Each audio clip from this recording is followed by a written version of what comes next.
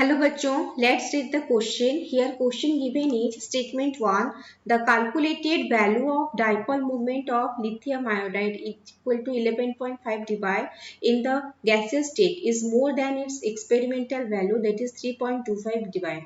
Statement 2. In lithium iodide, the electron charge cloud of I minus ion is polarized by Li plus ion. Hence, the flow of electric charge occurs from I minus to Li plus ion. Options given are option A, statement 1 is true, statement 2 is true, and statement 2 is the correct explanation for statement 1. Option B, statement 1 is true, statement 2 is true, and statement 2 is not the correct explanation for statement 1. Option C, statement 1 is true, statement 2 is false. Option D, statement 1 is false, statement 2 is true. Okay. So here the key concept is, यहाँ पे जो key concept है वो क्या है कि दो lithium iodide है, तो लिथियम आयोडाइड में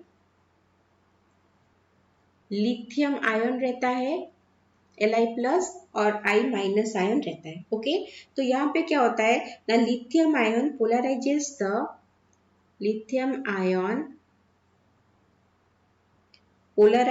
the electron cloud of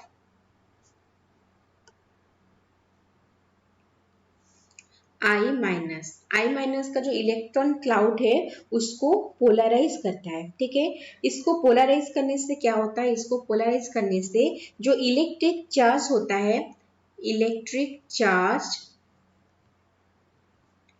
flows from, electric charge कहाँ फ्लो करता है, वो फ्लो करता है from iodide ion I minus two lithium ion. Okay, तो वो I माइनस से लिथियम आयन को क्या करता है, फ्लो होता है इलेक्ट्रिक चार्ज. इसके वजह से क्या होता है, जो कैलकुलेटेड डाइपोल मोमेंट है, द कैलकुलेटेड डाइपोल मोमेंट है दैट इज 11.5 dBi, वो क्या हो जाता है, जो लिथियम आयोडाइड का वो हायर होता है than the experimental value, higher than the experimental value.